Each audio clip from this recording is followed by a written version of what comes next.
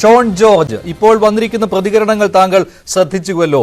തെരഞ്ഞെടുപ്പ് അടുക്കുമ്പോഴുള്ള ഒരു പതിവ് അഡ്ജസ്റ്റ്മെന്റ് എന്ന രീതിയിലാണ് പ്രതികരണങ്ങൾ കൂടുതലും പോകുന്നത്. UDF-ൽ നിന്ന് LDF-ൽ നിന്നാകട്ടെ ഇത് കുറെ കണ്ടതാണ്.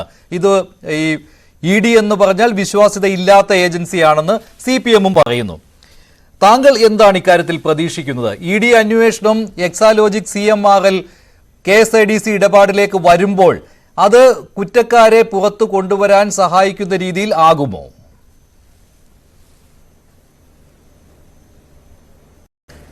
ഞാൻ ആദ്യമേ തന്നെ പറയട്ടെ, ഇതിനകത്തൊരു പൊളിറ്റിക്കൽ ആംഗിളിൽ അല്ല ഈ കേസിനെ ഞാൻ നേരിട്ടുള്ളൂ.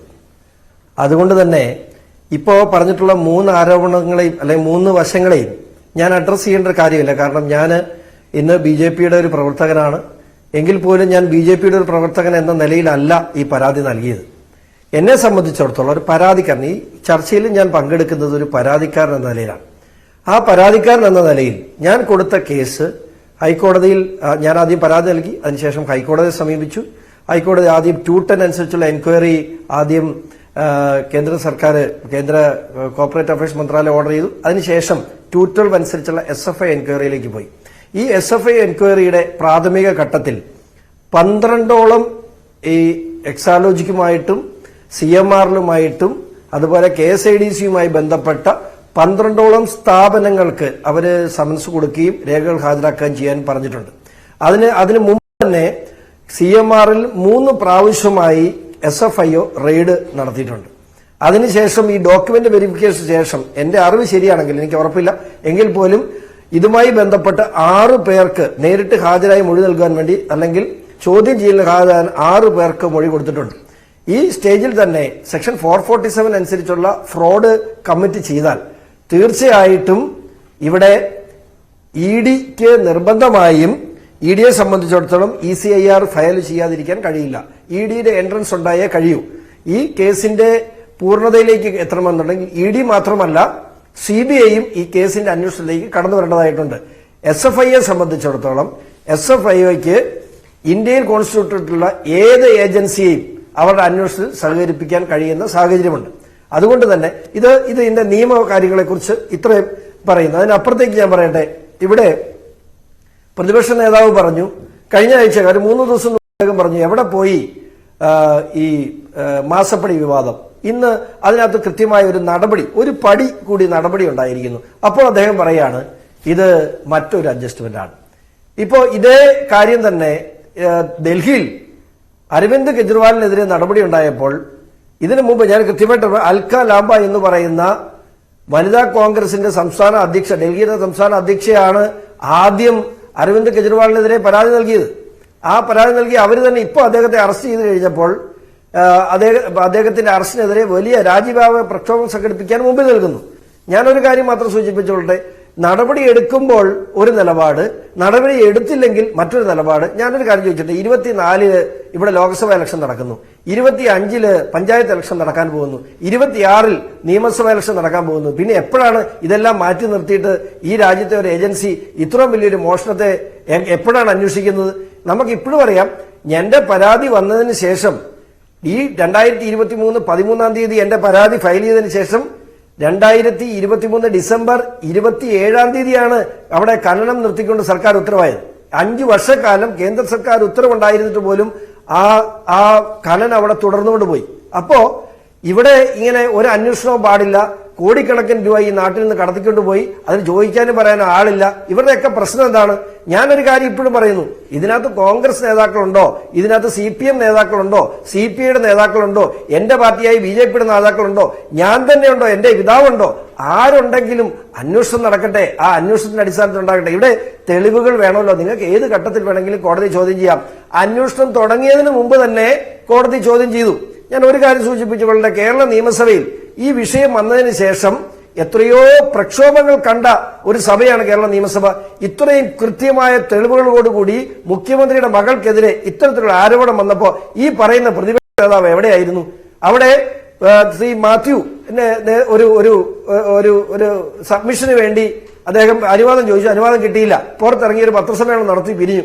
അങ്ങനെയാണോ മുഖ്യമന്ത്രിയുടെ മകൾക്കെതിരെ ഒരു ഗുരുതരമായ തെളിവുകൾ സഹിതം ഹൈക്കോടതി നേരിട്ട് ഇടപെട്ടിട്ടുള്ള ഒരു വിഷയത്തിൽ തെളിവ് സഹിതം പുറത്തു വന്ന സാഹചര്യത്തിൽ ഒരു പ്രതിപക്ഷം ചെയ്യേണ്ടത് അങ്ങനെയാണോ? എനിക്ക് പലപ്പോഴും ഈ അഡ്ജസ്റ്റ്മെന്റിനെ കുറിച്ച് പറയുമ്പോൾ ഇത് പറയേണ്ടി വരുന്നത് മറ്റൊന്നും ശരിയാണ് ശ്രീ ഷോൺ ജോർജ്, അങ്ങനെ ഒരുപാട് കാര്യങ്ങൾ ഇതേക്കുറിച്ച് നമ്മൾ ചർച്ച ചെയ്തതാണ്. പക്ഷെ ഇപ്പോൾ ഈ ഇ ഡി അന്വേഷണം വരുമ്പോൾ ഒരു സംശയം ചോദിച്ചോട്ടെ. ഇ ഡി അന്വേഷണം എക്സാലോജിക്കിനെതിരെ ഇത് ആദ്യമല്ലല്ലോ.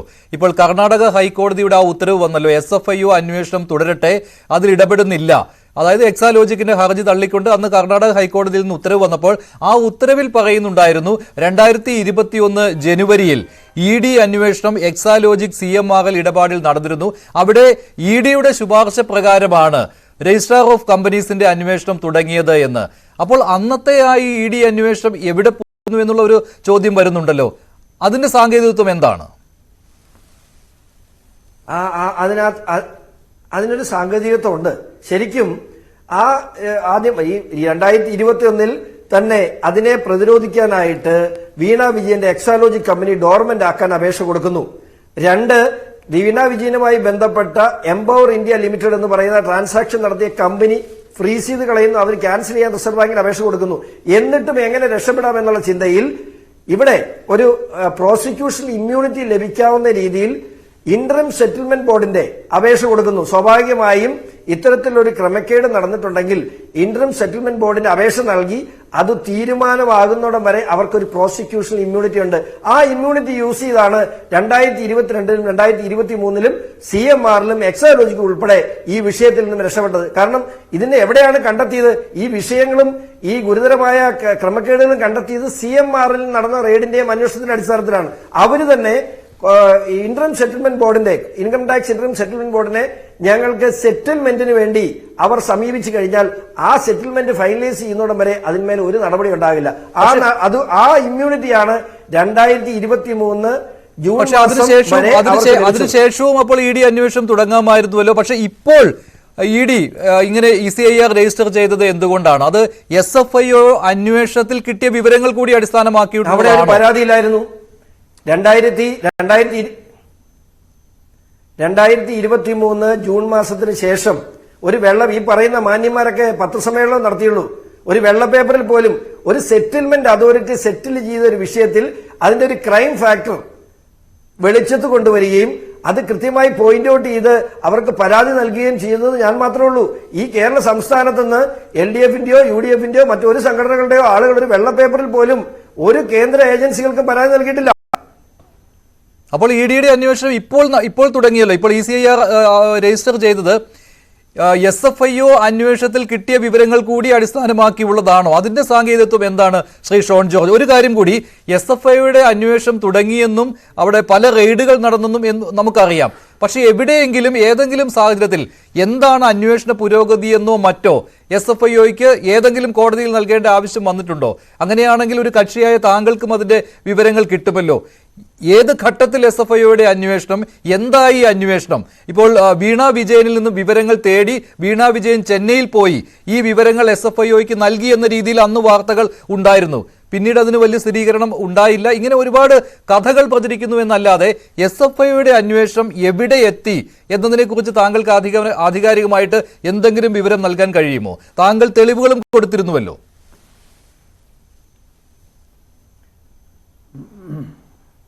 ഹൈക്കോടതിയിൽ SFIO കഴിഞ്ഞ മാസം 12-ാം തീയതി SFIO നൽകിയ വിശദീകരണം അഡീഷണൽ അറ്റോർണി ജനറൽ തന്നെയാണ് SFIOയ്ക്ക് വേണ്ടി കേന്ദ്ര സർക്കാരിന് വേണ്ടി ഹൈക്കോടതിയിൽ ഹാജരായത്.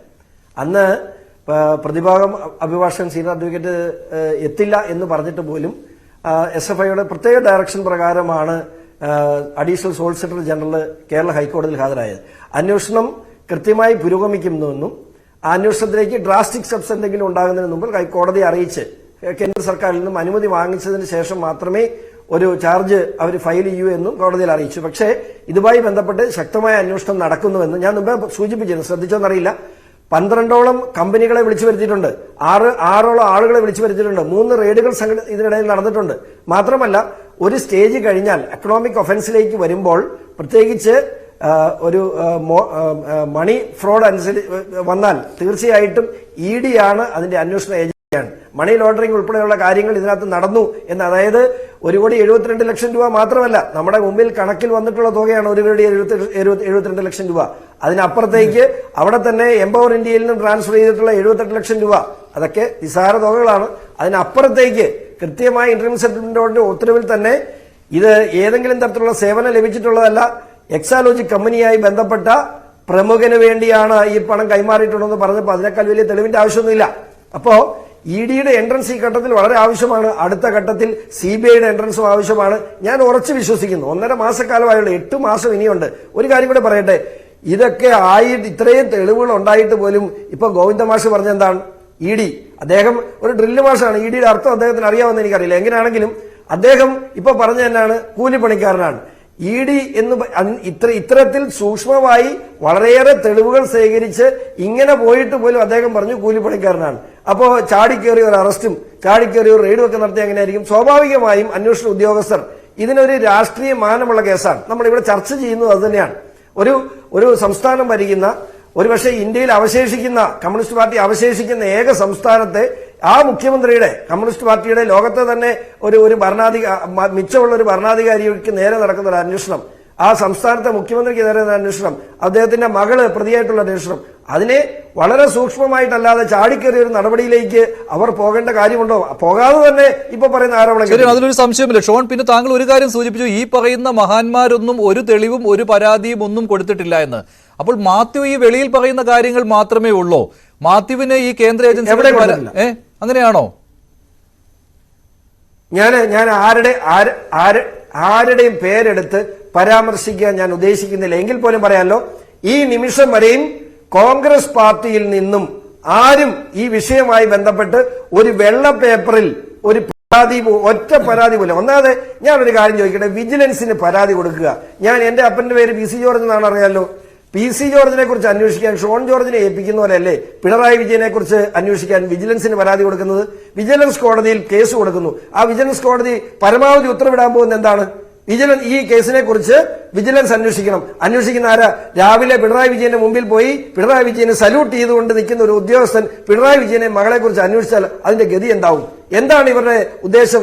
എന്താണ് ഇവരുടെ സംശയത്തെ, ഇവരുടെ ഉദ്ദേശശുദ്ധിയെ എനിക്ക് സംശയമുണ്ട്. ഞാൻ ആദ്യകാലത്ത് എനിക്ക് അത്ര സംശയമില്ലായിരുന്നു. പക്ഷെ ഒരു വെള്ള പേപ്പറിൽ പോലും ഇത്തരത്തിൽ സംസ്ഥാനം ഭരിക്കുന്ന ഒരു മുഖ്യമന്ത്രിക്കെതിരെ കേന്ദ്രത്തിന്റെ ഏതെങ്കിലും ഏജൻസിക്ക് ഒരു വെള്ള പേപ്പറിൽ പോലും ഇവരാരും ഒരു പരാതിയും ഈ നിമിഷം വരെ കൊടുത്തിട്ടില്ല. ശരി, ശ്രീ MK ഹരിദാസ്,